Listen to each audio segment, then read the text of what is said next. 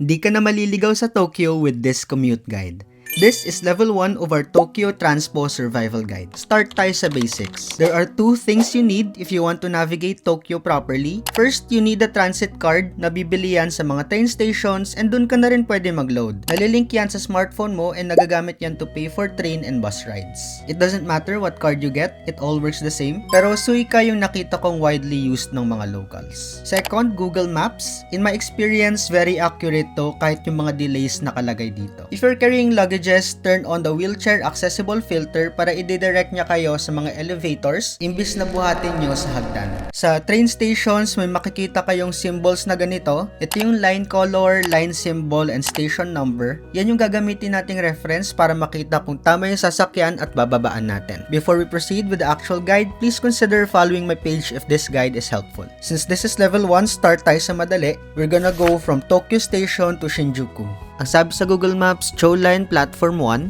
So pagpasok mo ng Tokyo Station, you will need to follow signs for that. Pag nakita nyo na yung tamang hagdan, akyat kayo doon and wait for the train. Nakalagay dyan sa Google Maps kung ano yung schedule, usually on time naman yan sila. Nakalagay na rin kung anong stations yung dadaanan. While on the train, listen carefully kasi ina-announce nila kung nasang station ka na in English. And nasa screen naman yan, makikita nyo kung ano yung station yung next. So ayun, after 30 minutes, nasa JC5 na tayo, Shinjuku Station. Huwag ka mag-alala, pag naligaw ka, hanapin nyo yung mga service centers nila. Every station meron yan. Usually pala hanggang 12 midnight ang mga tren, pero nag-extend sila minsan kung may special occasion. For level 2, tuturuan ko kayo kung paano mag-line transfer sa mga tren, so make sure naka-follow ka to get your updates. By the way, kung wala ka pang eSIM for your Japan trip, pwede yan bilhin sa Agoda app. Madali lang yan i-install and 5G yung internet speed. Use my code FINACTIVITY para may extra 5% off kayo. You can claim that sa deals page ng Agoda app. Ayun lang, thanks for watching and have fun in Japan.